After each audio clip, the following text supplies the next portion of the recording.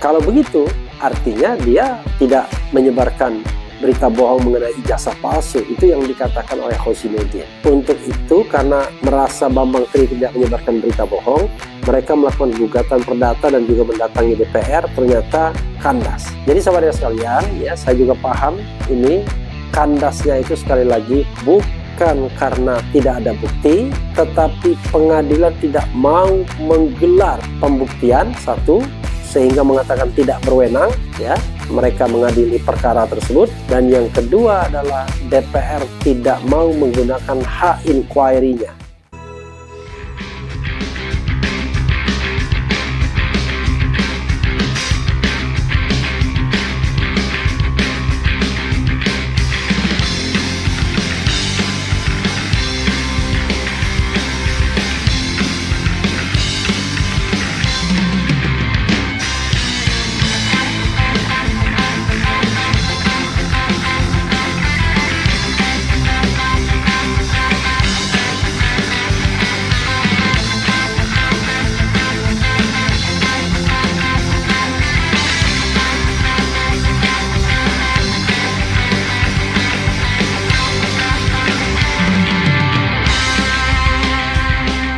Saya ingin mengulas satu pendapat, ya, satu masukan, satu tulisan yang dibuat oleh seseorang yang mengikuti betul isu ini. Kenapa saya bisa pastikan itu? Karena Ahmad Husainuddin adalah lawyer yang memperkarakan soal ijazah, dugaan ijazah palsu Presiden Jokowi, baik di pengadilan Solo dalam konteks pidana, ya, maupun di pengadilan lainnya, ya, itu di Jakarta dalam konteks gugatan perdata. Dan Husainuddin mengatakan bahwa ijazah Jokowi palsu, hanya saja kekuasaan melindunginya. Sejauh apa kebenaran pernyataan Husainuddin tersebut? Coba kita bacakan tulisannya ini, ya. Saya ingin membacakan tulisannya saja karena mata sudah mulai agak sakit sedikit, ya. Mungkin karena dipaksa berakomodasi terhadap tulisannya kecil-kecil ini, ya. Jadi saudara sekalian, coba kita bacakan dan saya akan sedikit-sedikit saja mengomentarinya, karena saya paham juga kasus ini. Harusnya DPR membuat hak angket harusnya, tapi tidak pernah kunjung tiba, ya. Adanya angket tentang haji, ya. Angket tentang pemilu juga tidak dibuat. Angket tentang haji bisa dibentuk karena ada kepentingan atau konflik internal sesungguhnya, ya. Antara siapa dengan siapa kita sudah tahu, ya, antara Gus dengan Gus, ya, gitu, Gus-Gus, ya. Sahabat sekalian, coba kita bacakan, ya. Saya mau bacakan saja cara yang agak nyeleneh mungkin, yaitu agak berpuisi sedikit lah cara membacakannya. Ini yang disampaikan oleh Husainuddin. Demokrasi.id. Jokowi terbukti tak memiliki ijazah asli, namun kekuasaannya sebagai presiden selalu melindunginya. Itu kata Husainuddin atau yang ditulis Husainuddin, ya. Oke. Oleh Ahmad Husainuddin SH, seorang advokat. Kasus ijazah palsu Jokowi telah masuk seantero negeri. Nyaris tidak ada satupun dari rakyat Indonesia ini yang tidak mengetahui kasus ijazah palsu Jokowi. Kalau rakyat umum mungkin hanya berasumsi tentang kasus ini, tapi tidak bagi kami. Kami telah melakukan tindakan pengujian secara hukum, baik dalam lapangan hukum pidana maupun perdata, yang hasilnya telah terbukti secara sah dan meyakinkan bahwa ijazah asli Jokowi tidak pernah ada, ya, at least ijazah aslinya tidak pernah ada. Dengan demikian menjadi sahih keyakinan publik tentang ijazah Jokowi palsu sebagaimana diterangkan oleh Bambang Tri Mulyono, ya, dalam bukunya Jokowi Undercover. Oh, ada Mulyononya juga namanya Bambang Tri ini, ya. Kami telah melakukan serangkaian proses pembuktian secara hukum tentang kepalsuan Jokowi, kepalsuan ijazah Jokowi. Hal itu dibuktikan berdasarkan putusan nomor 318 ya PN Surakarta dan putusan 319 PN Surakarta, jungto putusan 271 PT Semarang, ya, Pengadilan Tinggi Semarang, dan putusan nomor 278 jungto putusan nomor 4850 dan putusan nomor 4851, ya, Pitsus kasasi, ya. Kemudian ini putusan, ya, putusan nomor sekian PT Semarang, kemudian PT Semarang juga, kemudian jungto putusan pidana khusus, ya, ini kasasinya. Oke. Isi putusan tersebut adalah kasus Gus Nur dan Bambang Tri yang menegaskan bahwa ijazah palsu Jokowi bukan kabar bohong, melainkan hanya dianggap kebencian berdasarkan sara. Pasal kabar bohong dibatalkan oleh PT Semarang, dikuatkan MA, karena sepanjang persidangan ijazah asli Jokowi tidak pernah ada, sehingga dapat disimpulkan bahwa ijazah Jokowi palsu. Itu logikanya, ya. Karena ijazah Jokowi palsu, kami berusaha mendatangi DPR RI agar memproses pemakzulan Jokowi. Kami berpandangan bahwa Presiden Jokowi harus dimakzulkan karena telah terbukti tidak memenuhi syarat sebagaimana dimaksud dalam pasal 7A Undang-Undang Dasar 1945, jungto pasal 169 Undang-Undang Nomor 7 Tahun 2017 tentang Pemilu berupa tidak memiliki ijazah asli, baik SMA atau sederajat sebagai syarat menjadi presiden, dibuktikan dengan adanya putusan Pengadilan Negeri Surakarta, putusan Pengadilan Tinggi Semarang, dan putusan Mahkamah Agung RI dalam perkara Gus Nur dan Bambang Tri Mulyono. Namun, saat mendatangi DPR RI, aspirasi kami ditolak. Puan Maharani selaku Ketua DPR RI yang sebelumnya mempersilahkan masyarakat untuk mengadukan kepada DPR asal memiliki bukti, ternyata saat kami hendak mengajukan bukti ke DPR, aspirasi kami ditolak. Semestinya, DPR segera bersidang untuk memakzulkan Jokowi karena terbukti tidak memenuhi syarat sebagai presiden, karena syarat untuk menjadi presiden minimal berpendidikan SMA yang dibuktikan dengan ijazah yang asli, bukan ijazah palsu. Namun upaya ini kandas sebab utamanya Jokowi masih berkuasa sehingga DPR tidak berani bertindak. Kami juga berupaya menggugat secara perdata kasus ijazah palsu Jokowi ini ke PN Jakarta Pusat. Seperti yang kami duga, pengadilan mengkandaskan upaya kami dengan dalih tidak berwenang mengadili perkaranya. Kesimpulan kasus ijazah palsu Jokowi ini tidak bisa bergulir bukan karena tidak ada bukti, tapi karena kekuasaan Jokowi sebagai presiden menjadi penghalang proses hukumnya. Karena itulah, pasca Jokowi lengser tanggal 20 Oktober 2024 nanti, semua kasus kejahatan Jokowi dan kebijakan yang zalim telah kami persiapkan untuk diproses agar saudara Jokowi diseret ke penjara. Pasca Jokowi tidak lagi menjabat sebagai presiden, mungkin Jokowi bisa diproses. Ngeri-ngeri sedap ini. Kasusnya tentu saja bukan hanya soal ijazah palsu, masih banyak kasus Jokowi lainnya yang segera kami inventarisasi.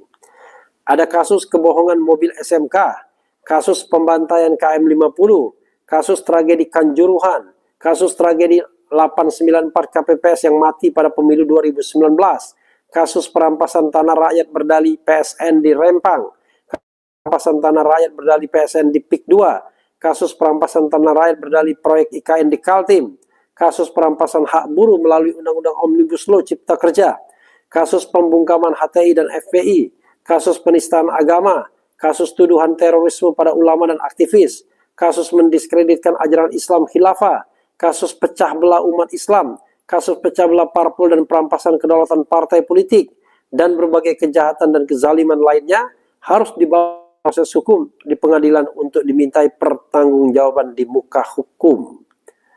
Untuk itulah pada Sabtu tanggal 21 September 2024 nanti, ya, atau bertepatan dengan 1 bulan jelang lengsernya Jokowi, kami berkumpul dengan sejumlah advokat, ulama, tokoh, bangsa, dan aktivis nasional untuk menyampaikan pernyataan sikap. Pernyataan ini menjadi dasar konsolidasi untuk menyeret saudara Jokowi ke muka hukum. Ya, saudara sekalian, itu yang disampaikan oleh sastrawan politik Hozinuddin, ya, yang keras orangnya, yang tanpa tedeng aling-aling kalau mengatakan. Tapi memang soal ijazah palsu itu, ya, apa yang dikatakan Hozinuddin bukan kaleng-kaleng, karena dia mengikuti betul prosesnya, terutama ketika menjadi pengacara Bambang dan Gus Nur dalam kasus tindak pidana yang dikenakan kepada Gus Nur dan Bambang Tri, yaitu tindak pidana menyebarkan berita bohong.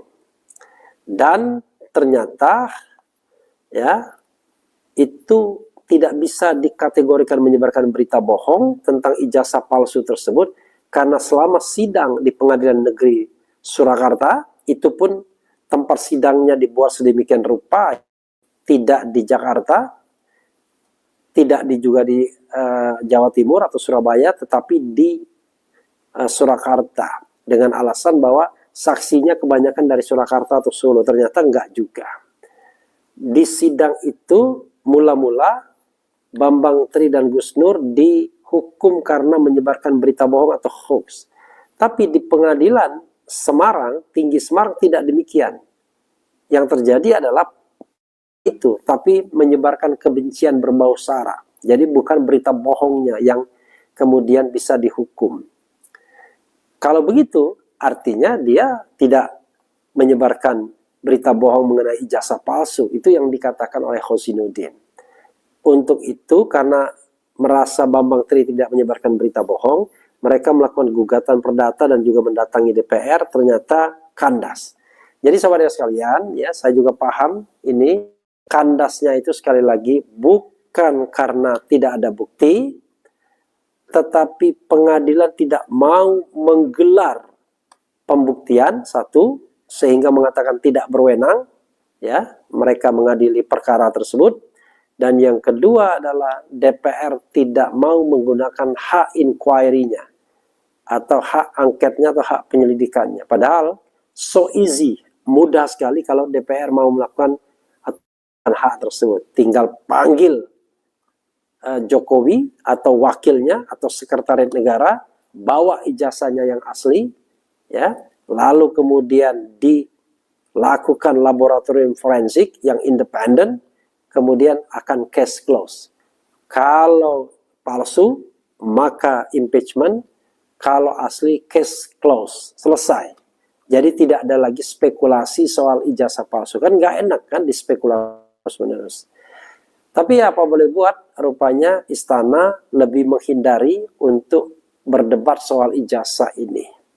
Maka Hozinuddin, Egy Sujana, dan lain sebagainya, itu permohonannya tidak ditindaklanjuti oleh Pengadilan Negeri Jakarta Pusat.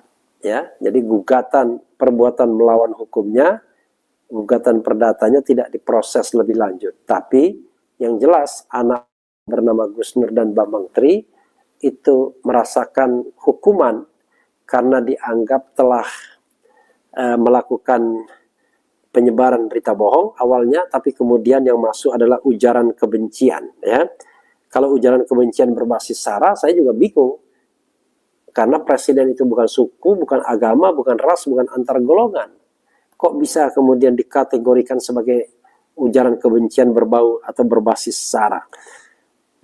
Punya nggak punya ijazah sudah terlanjur terus, mau apa selama ini beliau kerja dengan benar dan baik, pro dan kontra biasa. Yang nggak bisa dong, ya, harus ada pembelajaran publik. Misalnya kalau ijazahnya palsu, ya harus ada pertanggungjawabannya, ya, karena dia sudah melakukan kebohongan publik. Raja Jawa ijazah palsu, hahaha. Satu Indonesia kena prank Mulyono, manusia-manusia jadian serba palsu. Gara-gara ijazah palsu itulah negara. Kalau terbukti ijazahnya palsu, terus gimana kebijakan selama jadi presiden? Ya enggak. nggak bisa dibatalkan, tetapi intinya ke depan apakah dia berhak mendapatkan pensiun sebagai presiden dan lain sebagainya, bagaimana tempatnya dalam sejarah Indonesia. Jadi kita luruskan sejarahnya. Sangat setuju tangkap dan adili Jokowi, penjarakan dia, presiden penipu, pembohong dan zalim terhadap rakyat. Ya nggak boleh terlalu berlebihan juga ya. Kita harus nah ini itu yang tidak boleh overdosis. Jadi kalau menghina tidak boleh overdosis ya. Katakan saja apa adanya ya.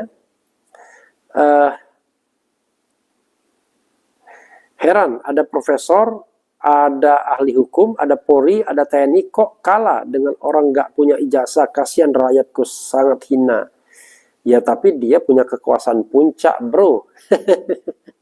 Ya, dia punya kekuasaan puncak. Tidak ada asap kalau tidak ada api. Isu ijazah palsu sekonyong-konyong ada, tapi memang benar palsu ya. Ini berdasarkan hasil investigasi Bambang Tri ya, Bambang Tri Mulyono. Jadi bukan hanya sekedar sentimen ya. Threshold 20% kok enggak dari dulu pilpres kok diputusin waktu pilkada pilgub. Apa niat threshold ini cuma cara jegal Anies? Pilpres kebobolan karena Nasdem PKB tapi pilgub berhasil PKS ya. Ya mungkin karena ya lobbynya kuat banget ya untuk meloloskan seseorang. Nah, tapi mungkin setelah ini kita mau membangun demokrasi secara lebih beradab ya, mungkin ya. Begitu. Jadi permohonan penghapusan threshold itu mudah-mudahan dikabulkan karena sedang berjuang Hadar Gumai dan Titi Anggraini. Hadar Gumai dari Negeri, Titi ini dari Perludem atau pengamat hukum dan pengajar hukum juga dia. Bagaimana pendapat RH tentang RG yang tidak butuh ijazah? Katanya ijazah hanya tanda orang pernah sekolah, bukan tanda orang bisa berpikir. Begini ya, Anda jangan benturkan fenomena ijazah palsu dengan pernyataan Rocky Gerung. Rocky Gerung itu ya mengatakan bahwa ijazah bukan berarti orang pernah berpikir. Ya memang benar, tetapi sebagai syarat administratif dia kan harus dipenuhi. Itulah sebabnya Rocky Gerung tidak bisa mengajar lagi gara-gara syarat administratif dia cuma berijazah S1. Kemampuannya S4 bukan hanya S3. Tetapi syarat administratif itu tidak terpenuhi. Sama dengan presiden. Mungkin orang yang tidak sekolah banyak yang jauh lebih pandai. Ya. Tetapi undang-undang syaratnya harus lulus SMA. Jadi syarat itu harus dipenuhi terlebih dahulu.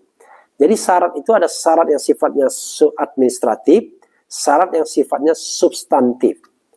Nah, kalau syarat administratif tidak terpenuhi, ya tidak bisa juga. Tapi kalau syarat substantif, kita bisa berdebat.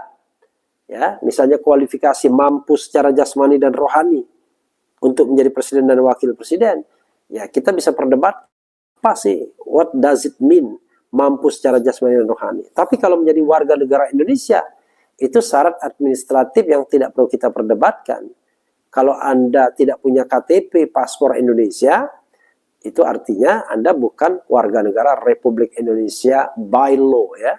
Karena paling tidak Anda harus punya dokumen yang menunjukkan Anda warga negara Indonesia.